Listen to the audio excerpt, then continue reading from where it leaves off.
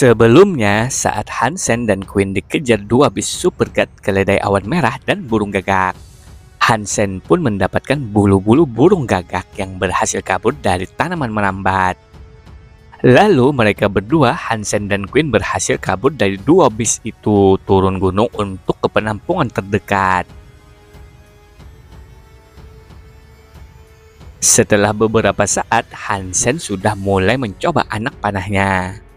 Anak panah bulu hitam gagak mengenai labu secara langsung sebagai targetnya, dan itu memicu ledakan yang sangat kuat. Anehnya, labu itu tidak rusak sama sekali oleh baut atau anak panahnya.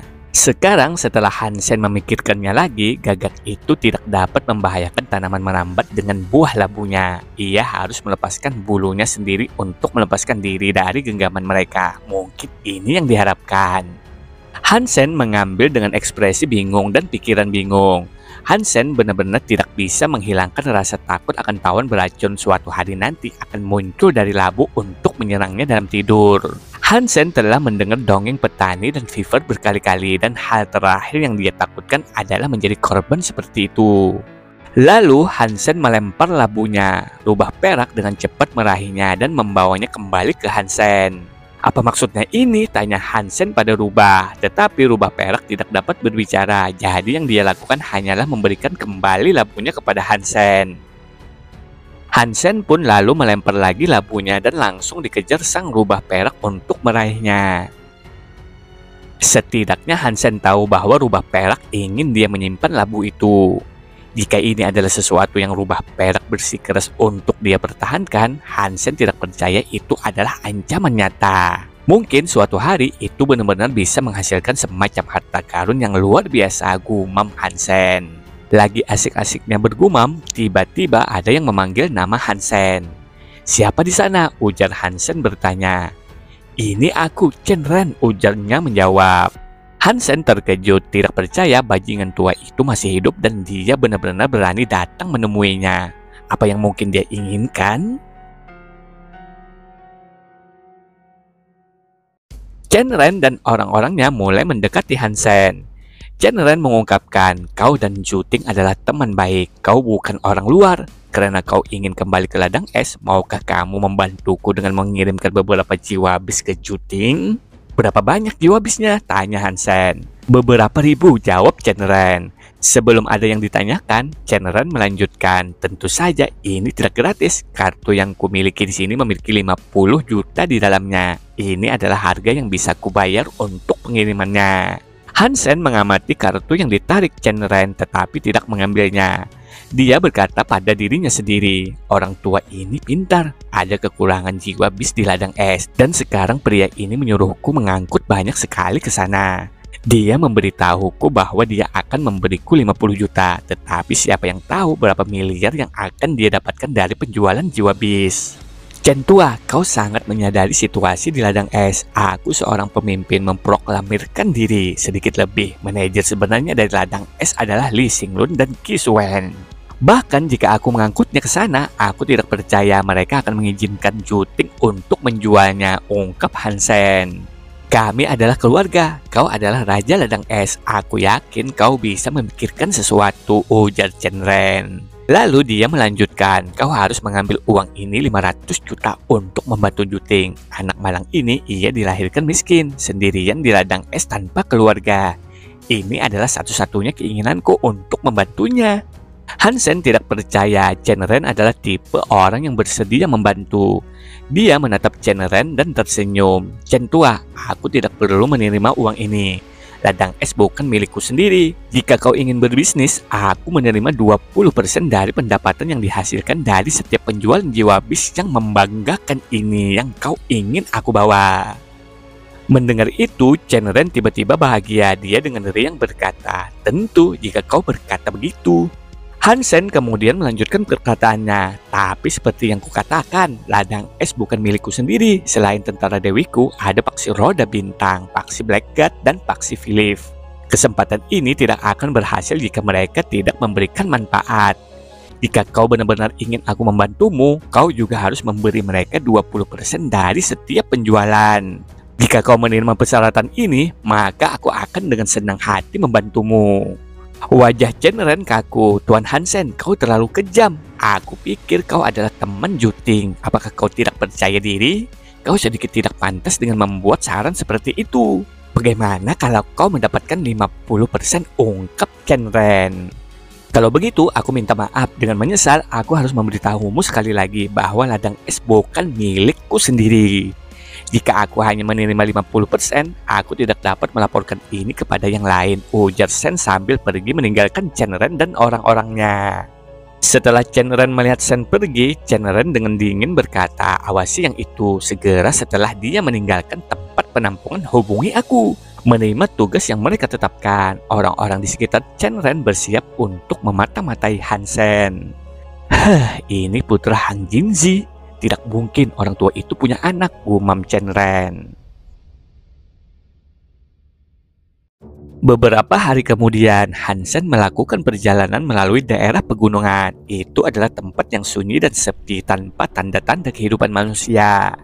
Hansen juga sudah menerima peta untuk kembali ke ladang es dari Huang Fu Fingqing, dan dengan itu di tangan, dia tidak menunda lagi. Dia berangkat kembali ke ladang es. Hansen tetap melakukan perjalanan, tapi kemudian dia berkata dengan keras, Chen Tua, karena kau di sini, mengapa tidak bergabung denganku? Hehehe, itu adalah beberapa indera kuat yang kau miliki, ujar Chen Ren saat dia keluar dari balik pohon. 20 orang lainnya muncul dari semak-semak pohon untuk mengelilingi Hansen. Mereka mengacungkan persenjataan mereka untuk membunuh, seolah-olah mereka siap untuk menyerang. Mereka semua mengincar Hansen. Satu sinyal dari Chen Ren maka akan menghabisi Hansen. Chen Tua, apakah pertemuan kecil ini semua karena aku menolak untuk mengangkut jiwa bis buasmu? Apakah kau berencana untuk menghabisiku? Ujar Hansen bertanya yang masih di atas singa emasnya. Chen Ren tersenyum dan menjawab, itu hanya urusan kecil. Aku tidak akan memendam sentimen buruk atas penolakanmu. Aku sangat menarik minatku. Nah, karena itu aku di sini hanya untuk mengajukan sejumlah pertanyaan kepadamu. Jika kau menjawabnya, aku tidak akan menyakitimu.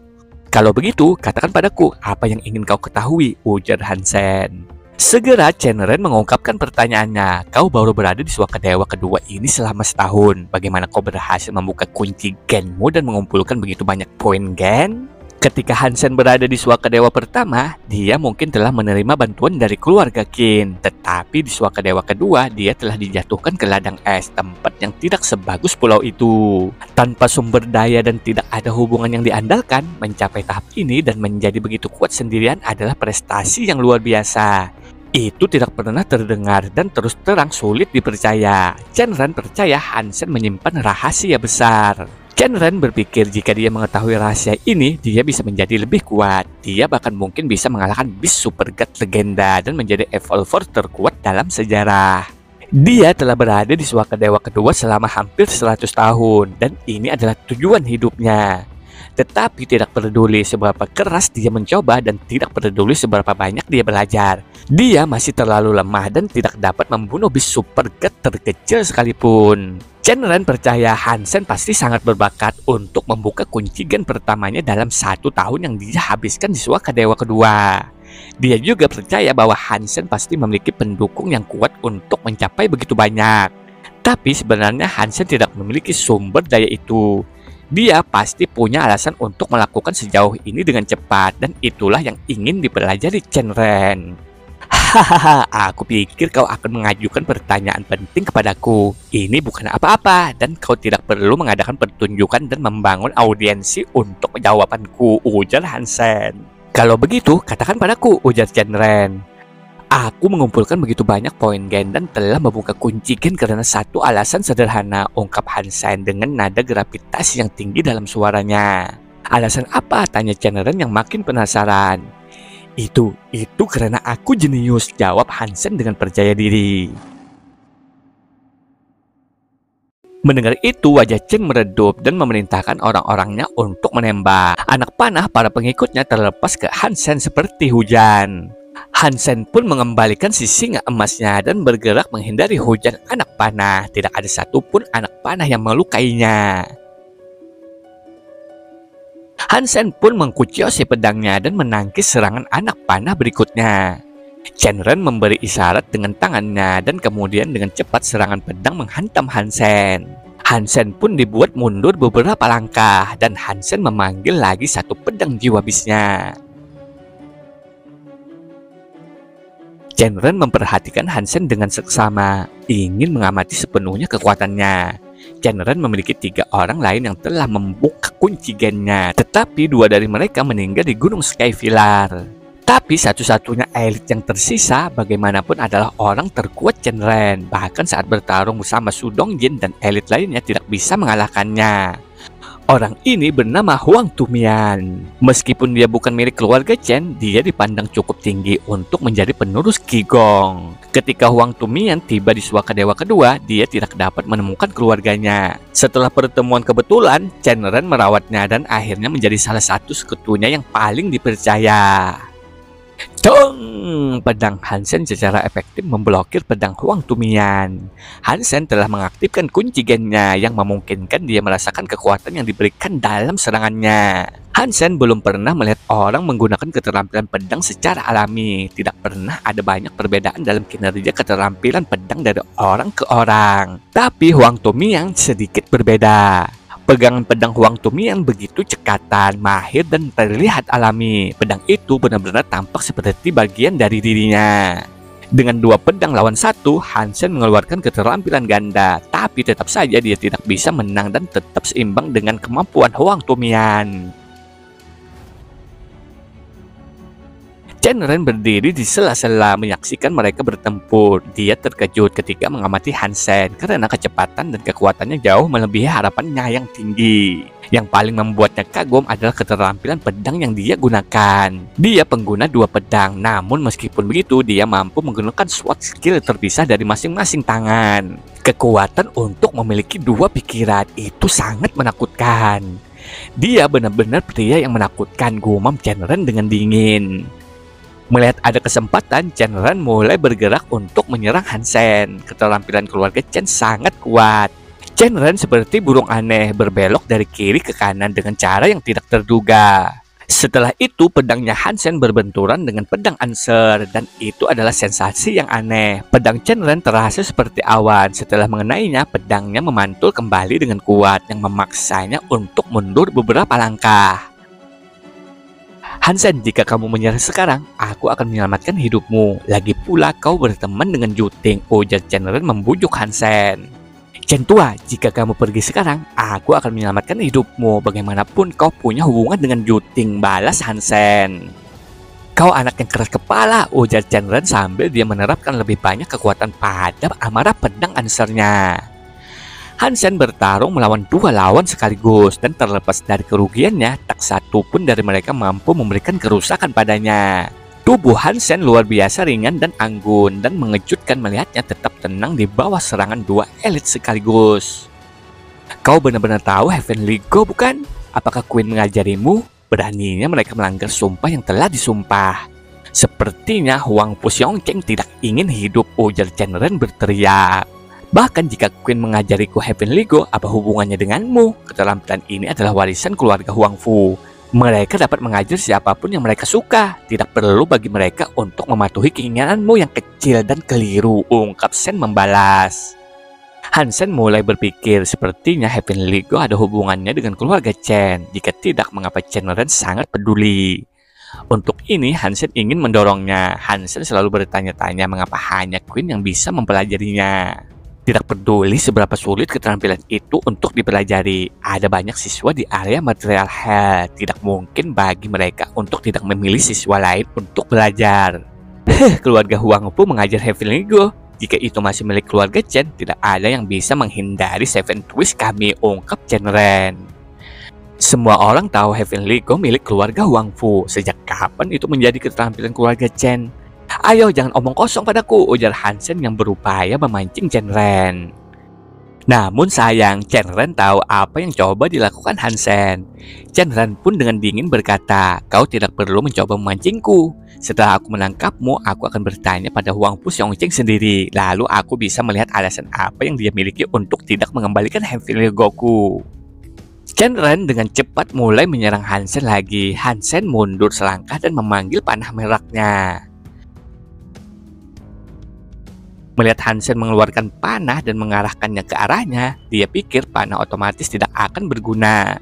Jika itu adalah busur biasa, di sisi lain Chen Ren akan memiliki keraguan. Kekuatan busur berasal dari pemakainya. Dan senjata semacam itu bisa diisi dengan sifat magis dan kekuatan khusus lainnya. Karena itu dia akan cepat mencoba dan menghindari terkena satu. Tetapi kekuatan panah otomatis selalu berasal dari cara pembuatannya pada awalnya. Ada batas untuk kekuatan yang mereka miliki. Bahkan baut darah dewa melawan elit seperti Chen Ren tidak akan berguna. Chen Ren terus mengayunkan pedang ansarnya dengan kekuatan dan kecepatan yang lebih besar. Hansen menarik pelatuknya dan kilatan hitam muncul dari moncong panah. Baut atau anak panah itu berada di depan Chen Ren. Wajah Chen Ren berubah, tidak menyangka Baut akan memiliki kecepatan yang begitu mengerikan. Dan karena itu tembakan pada jarak yang begitu dekat sepertinya dia tidak akan bisa menghindarinya. Tapi Chen Ren dengan kekuatan yang menakutkan dan reaksinya dengan pedang ansarnya dia memblokir Baut bulu hitam itu. Namun sayang pedang ansar darah dewa yang mengamuk hancur. Kekuatan itu membuat tubuh Chen Ren terdorong ke belakang.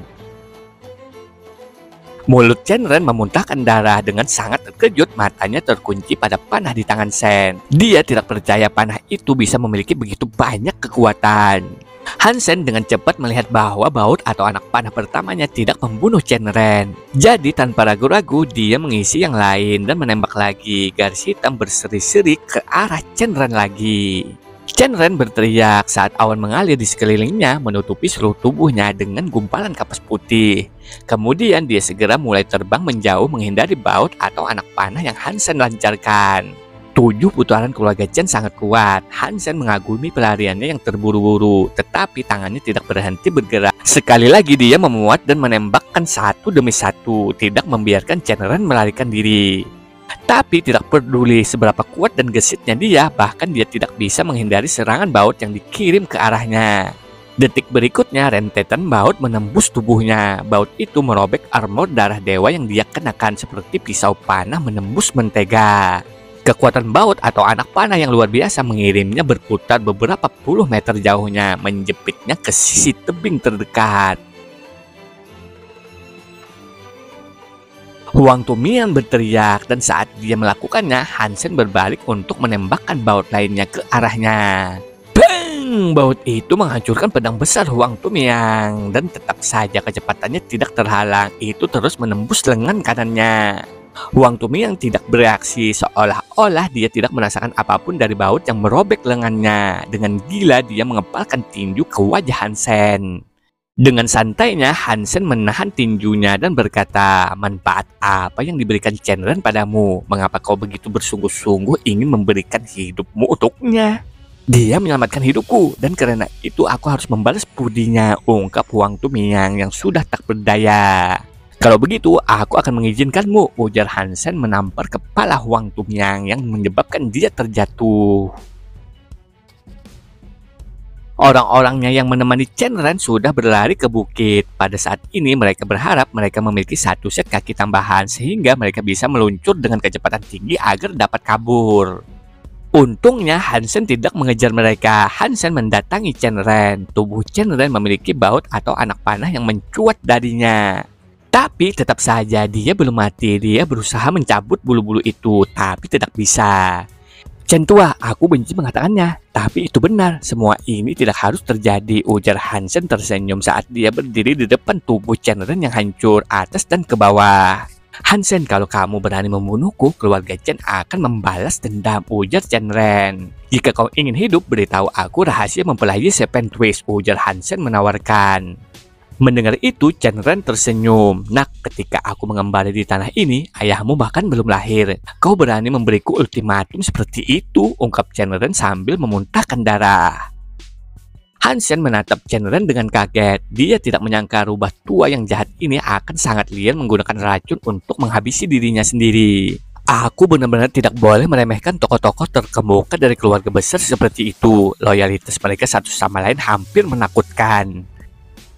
Hansen memikirkan lebih lama, kemudian dia menyalakan api untuk membakar tubuh Chen Ren. Jika ada orang dari keluarga Chen mengejarnya, kepergiannya mungkin memberikan kepercayaan pada cerita apapun yang Hansen putuskan untuk mengarangnya. Hansen juga percaya membakar tubuhnya akan dianggap sebagai perbuatan baik di mata kekuatan yang lebih tinggi yang mungkin telah menonton. Lagi pula bukanlah hal yang sangat mulia untuk membiarkan tubuhnya membusuk di alam liar.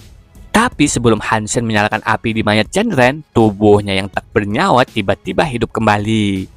Dia melompat dan berteriak, "Tidak, tidak, tidak, tidak berhenti. Kita bisa membicarakan ini. Apakah kau mengatakan ingin belajar Seven Twist? Aku akan mengajarimu. Aku akan mengajarimu."